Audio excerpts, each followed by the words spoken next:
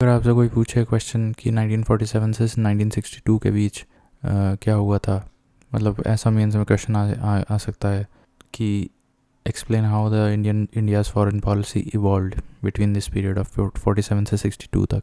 सो ऐसे लिखेंगे कि India's foreign policy has evolved significantly since it's independence in 1947, reflecting the nation's changing priorities, global dynamics, and regional challenges. The period from 1947 to 62 is often described as the phase of internationalist, idealist, and non aligned India. Under the leadership of Prime Minister Nehru, India adopted a foreign policy rooted in the principles of non alignment, anti colonialism, and peaceful coexistence. Nehru envisioned India as a moral force in international affairs, advocating for global peace and solidarity among newly independent nations. This idealism was reflected in India's active role in the United Nations and its support for decolonization movements across Asia and Africa. A key milestone during this period was the signing of the Panchsheel Agreement with China in 1954.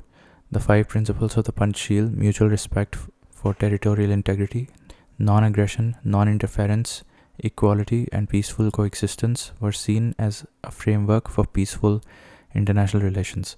However, this idealism was soon tested by geopolitical realities. The 1962 Sino-Indian War marked a significant setback for India, exposing its military unpreparedness and shattering the optimism of Panchsheel. The war forced India to reassess its foreign policy, shifting from idealism to a more pragmatic approach. The Colombo Conference 1962, organized by non-aligned nations to mediate the Sino-Indian conflict, highlighted the limitations of non-aligned movement. While non-aligned movement provided a platform for solidarity among developing nations, it lacked the mechanism to resolve conflicts between its members. This event underscored the challenges of maintaining non-alignment in the face of regional security threats.